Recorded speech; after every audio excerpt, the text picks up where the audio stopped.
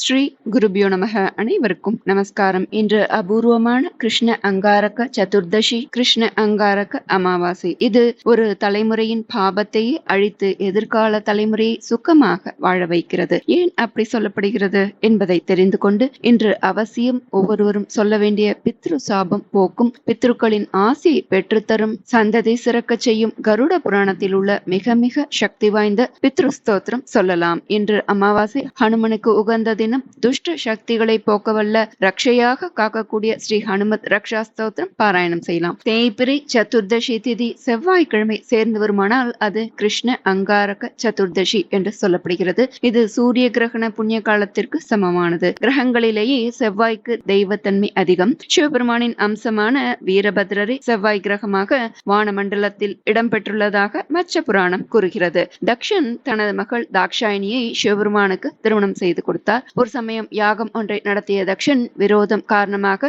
சிவபெருமானை யாகத்திற்கு அழைக்கவில்லை. ஆனால் மற்ற தேவர்கள் யாகத்திற்கு சென்றனர். இதனால் கோபமடைந்தார் சிவபெருமான். யாகத்தில் பங்கேற்ற தேவர்களை அழிக்க தனது கண்ணிலிருந்து வந்த அக்னியிலிருந்து வீரபத்ரரை உருவாக்கி அனுப்பி வைத்தார். அவரை பார்த்த சுக்ராச்சாரியார் அவரிடம் பணிந்து மன்னிப்பு கோரினார். வீரபத்ரரும் அவரை விட்டுவிட்டார். மற்றவர்களை அழித்தார். தேவர்கள் அவரை சாந்தப்படுத்தினர். பின்பு சுக்ராச்சாரியாரும் மற்றவர்களும் அவரை செவ்வாய்க்கோளாக இருக்கும்படி வேண்டினர். ஆங்காரம் எனும் கோபம் தணிந்த அவர் அங்காரகன் ஆனார். இது ஒரு புராணம். மற்றொரு புராணப்படி இவர் சிவபெருமானின் நெற்றிக் கண்ணிலிருந்து வழிந்த திரவத்திலிருந்து பிறந்தவர் என்பர். சிவந்த இந்த குழந்தையை பூமாதேவி எடுத்து வளர்த்தால். பூமாதேவி வளர்த்ததால் பூமிகாரகன் எனப்படுகிறார். நிலம் வாங்க விரும்புவோருக்கு ஜாதகத்தில் செவ்வாய் பலம் வேண்டும் என்பர். செவ்வாயை வழிபட உகந்த தினம் இந்த கிருஷ்ண அங்காரக சதுர்தசி. பூமி யோகம் உண்டாகும், செவ்வாய் தோஷம் நீங்கும். சில குடும்பங்களில் கொடிய பாவம் இருக்கும். இது வழி வழியாக நம்மை கஷ்டப்படுத்தும். உதாரணத்துக்கு, ஏதோ ஒரு தலைமுறையில் இருந்த தாத்தா தன் மனைவி பிள்ளைகளை கைவிட்டிருக்கலாம். சிலர் கொலை கூட செய்திருக்கலாம். சிலர் பெண்களை ஏமாற்றி கைவிட்டிருக்கலாம். கடன் வாங்கி திருப்பி கொடுக்காமல் கையாடி இருக்கலாம். இதனால் பாதிக்கப்பட்டவர்கள் விட்ட சாபம் எத்தனை தலைமுறையானாலும் தொடரும். அந்த குடும்பங்களில் உள்ள பெண்கள் கணவனை இழப்பதும், கைவிடப்படுவதும், ஆண்களால் ஏமாற்றப்படுவதும், அகால மரணம் அடைவதுமான சம்பவங்கள் தொடர்ந்து இருக்கலாம். இவர்களின் பரம்பரை வறுமையில் வாடும். ஒருவேளை பணம் இருந்தாலும் நிம்மதியின்றி வாழ்வர். இந்த தலைமுறை மட்டுமின்றி எதிர்கால பரம்பரைக்கும் இந்த சாபம் தொடரும். இது மட்டுமல்ல, சில குடும்பங்களில் தற்கொலைகள் கூட நிகழ்ந்திருக்கலாம். அந்த ஆத்மக்கள் அமைதியின்றி அலையும். இப்படிப்பட்ட பிரச்சனைகளுக்கெல்லாம் தீர்வாக அமையும் நாள் இந்த கிருஷ்ண அங்காரக சதுர்தசி நாள். இந்த நாளில் பித்ரு தேவதைகளை வணங்கி பித்ரு ஸ்தோத்திரம் சொல்ல தவற வேண்டாம். இது பித்ருக்களின் ஆசையை பரிபூர்ணமாக நமக்கு பெற்றுத்தரும். குடும்பத்தில் மகிழ்ச்சி பெருகும். முக்கியமாக முன்னோர் பாவம் நம்மை தொடராது. இத்துடன் குலதெய்வ வழிபாடும் மிக முக்கியம். இது சாதாரண கஷ்டத்தை அல்ல, ஒரு தலைமுறையின் பாபத்தையே அழித்து எதிர்கால தலைமுறையை சுக்கமாக வாழ வைக்கிறது. இந்த நன்னாளில் நாம் மிக சக்தி வாய்ந்த கருட புராணத்தில் உள்ள பித்ரு ஸ்தோத்திரம் பாராயணம் செய்யலாம். பித்ரு ஸ்தோத்திரம். ருச்சிருவாச்ச நமஸ்யேகம் பித்ரன் பக்த்யா ஏவ சந்த்யதி தேவதாः தேவைரபி தர்ப்யந்தே யே ஸ்ராதேஷு ஸ்வதோத்தரைः நமஸ்யேகம் பித்ரன் ஸ்வர்கே யே தர்ப்யந்தே மஹர்ஷிபிः ஸ்ராதைர்மனோமயைர்பக்த்யா புக்தி முக்திமபீப்சுபிः நமஸ்யேகம் பித்ரன் ஸ்வர்கே சித்தா சந்தர்ப்பயந்தி யான் ஸ்ராதேஷு திவ்யை சகலைருபஹாரைரனுத்தமைः நமஸ்யேகம் பித்ரன் பக்த்யா ஏர்ச்யந்தே குஹ்யகைர்திவி தன்மயத்வேன வாஞ்சத்பிர்ரித்திர்யாத்யந்திகீம் பராம் நமஸ்யேகம் பித்ரன் மத்யைரர்ச்யந்தே புவி யே சதா ஸ்ராத்தேஷு ஸ்ரத்தயாபீஷ்டலோக புஷ்டிப்ரதாயினः நமஸ்யேகம் பித்ரன் விப்ரைரர்ச்யந்தே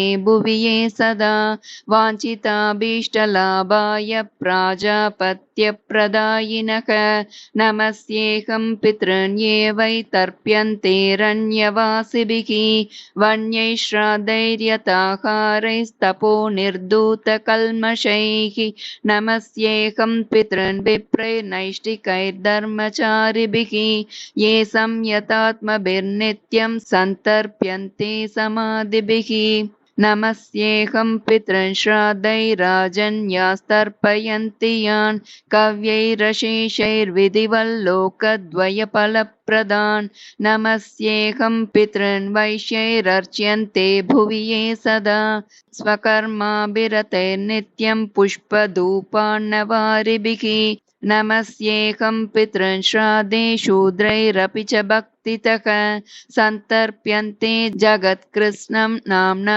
ख्याता सुकालिनः नमस्येऽहं पितॄन् श्राद्धे पाताले ये महासुरैः सन्तर्प्यन्ते सुधाहारास्त्यक्तदम्बमदैः सदा नमस्येऽहं पितॄन् श्राद्धैरर्च्यन्ते ये रसातले भोगैरशेषैर्विधिवन्नाकैः कामानभीप्सुभिः नमस्येऽहं पितॄन् श्राद्धैः सर्पैः सन्तर्पितान् सदा तत्रैव विधिवन्मन्त्रभोगसम्पत्समन्वितैः पितॄन्नमस्ये निवसन्ति साक्षात् ये देवलोके तमकीतले वा ततान्तरिक्षे च सुरारिपूज्यास्ते मे प्रतीच्छन्तु मनोपनीतं पितॄन्नमस्ये परमार्थभूता ये वै विमाने निवसन्त्यमूढाः यजन्ति यानस्तमलैर्मनोभिर्योगीश्वराक्लेशविमुक्तिहेतून्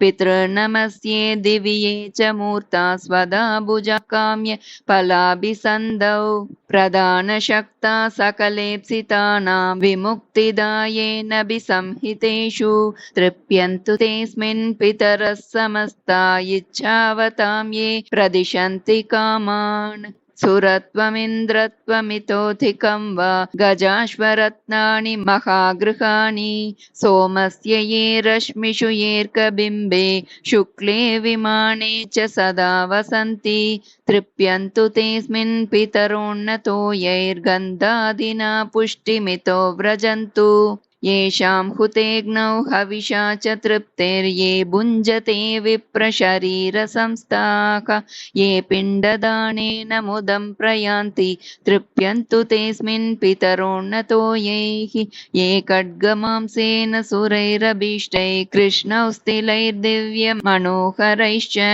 कालेन शाकेन महर्षिवर्यैः सम्प्रीणितास्ते मुदमत्र यान्तु कव्यान्यशेषाणि च यान्यभीष्टान् यतीव तेषां मम पूजितानां तेषां च सान्निध्यमिहास्तु पुष्पगन्धाम्बुजोजेषु मया कृतेषु दिने दिने ये प्रतिगृह्णतीर्चां मासान्तपूज्या भुवि येष्टकासु ये वत्सरान्तेऽभ्युदये च पूज्या प्रयान्तु ते मे पितरोऽत्र तुष्टिं पूज्या द्विजानां कुमुदेन्दुबासु ये क्षत्रियाणां ज्वलनार्कवर्णाः तथा विशां ये कनकावदाता नीलीप्रभाशूद्रजनस्य ये च तेऽस्मिन् समस्ता मम पुष्पगन्धधूपाम्बुभोज्यादिनिवेदनेन तथाग्निहोमेन च यान्ति तृप्तिं सदा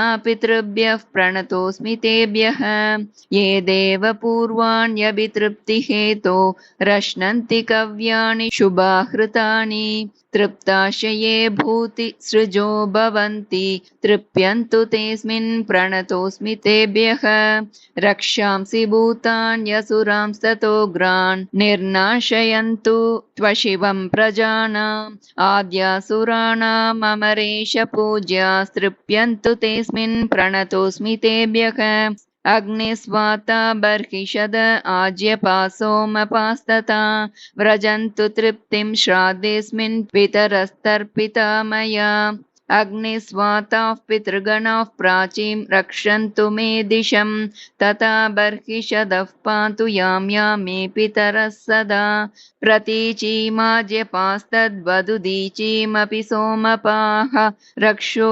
भूतपिशाचेभ्यस्तथैवासुरदोषतः सर्वतः पितरो रक्षां कुर्वन्तु मम नित्यशः विश्वो विश्वभुगाराध्यो धर्मो धन्यशुभाननः भूतिदो भूतिकृद्भूतिः पितॄणां ये गणानव कल्याणः कल्यदः कर्ता कल्यः कल्यतराश्रयः कल्यता हेतुरणगः षडिमेते गणा स्मृताः वरो वरेण्यो वरदस्तुष्टिदः पुष्टिदस्तथा विश्वपाता तथा धाता सप्तैते च गणा स्मृताः महान् महात्मा महितो महिमावान् महाबलः गणाः पञ्च तथैवैते पितॄणां पापनाशनाः सुखदो धनदश्चान्यो धर्मदोऽन्यश्च भूतिदः पितॄणां कथ्यते चैव तथा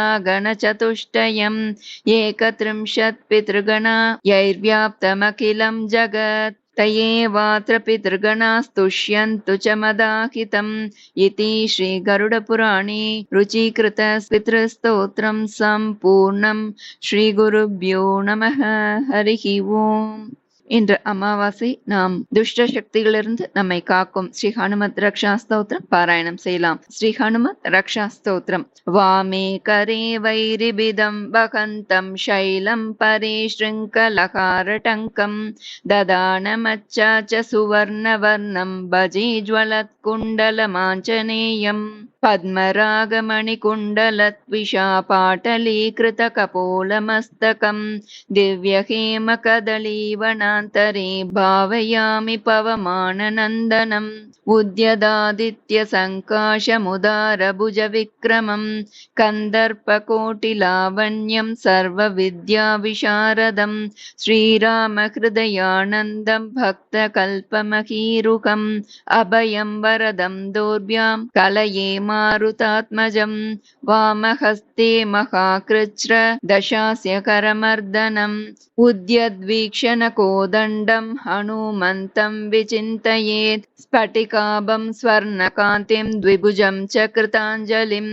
कुण्डलद्वय संशोभिमुखाम्बोजं हरिं भजे इति श्री हनुमद्रक्षा स्तोत्रं सम्पूर्णं श्रीगुरुभ्यो नमः हरिः ओम्.